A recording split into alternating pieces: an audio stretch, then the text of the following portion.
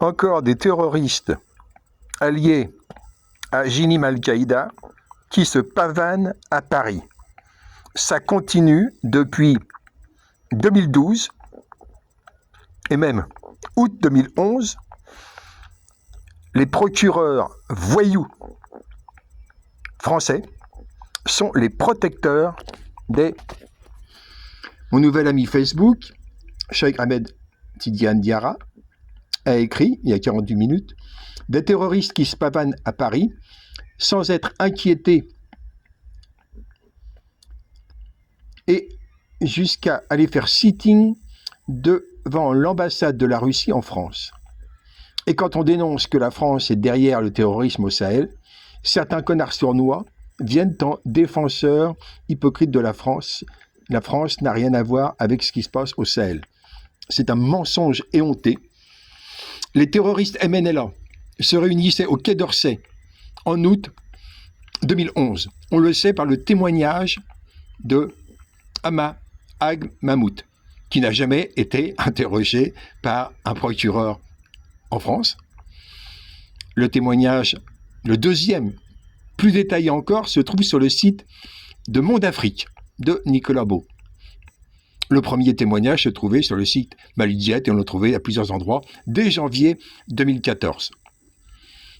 L'image en question, merci à la sécurité de la manifestation d'aujourd'hui devant l'ambassade de la Fédération de Russie à Paris, Tani Merte, le chef de la sécurité, Babash Yeia. La question étant, quel est le lien entre cette manifestation et les terroristes FLA? Je rappelle que le FLA contient en son sein le groupe HCUA, créé par Hamada Agbibi, employé de Areva par ailleurs, dit Touareg de l'ex-colonel DGSE Yadoulé.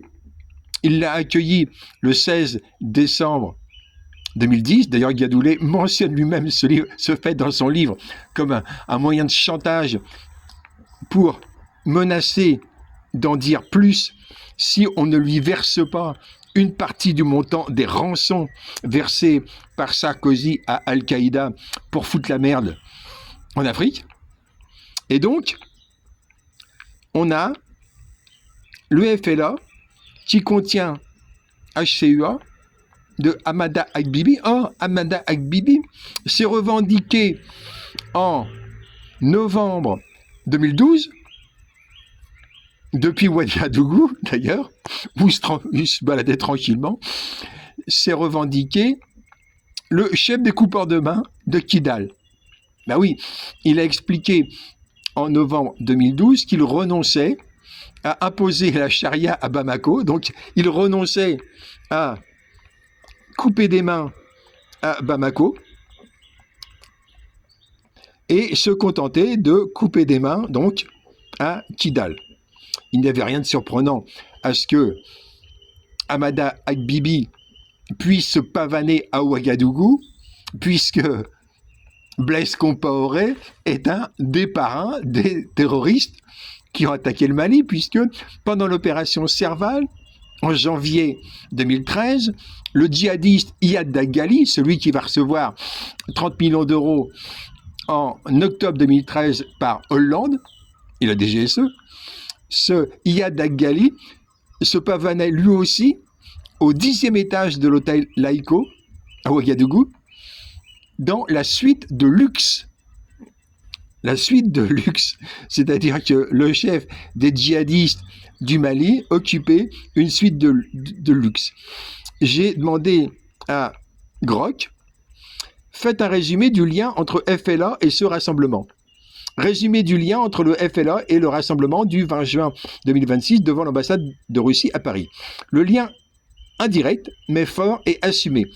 Pas d'organisation directe officielle, le rassemblement n'est pas présenté comme une action pilotée par le commandement militaire du FLA, Front de libération de l'Azawad, sur le terrain. Le FLA est un groupe armé actif au Mali, notamment depuis les offensives d'avril 2026. Soutien politique et médiatique de la diaspora, le rassemblement a été organisé par des structures de la diaspora touareg en Europe, principalement le groupe de soutien à l'Azawad, AZD Support Group, Free Awaz, freeazawad.com, et des associations associées, IMOAG International, Cal à Cal, Toumas Solidarité, etc.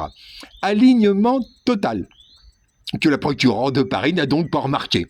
Ben oui, c'est logique. Les procureurs de Paris sont nommés pour protéger les terroristes MNLA et leurs alliés. Alignement total, ces organisateurs défendent explicitement la cause du FLA. Ils publient et relaient les communiqués du FLA. Ils saluent ses combattants et justifient ses actions, terroristes en l'occurrence. Ils utilisent la même rhétorique. Dénonciation de l'armée malienne, Wagner, Russie, revendication de l'Azawad, accusation de nettoyage ethnique. Ce rassemblement s'inscrit donc dans la stratégie de communication extérieure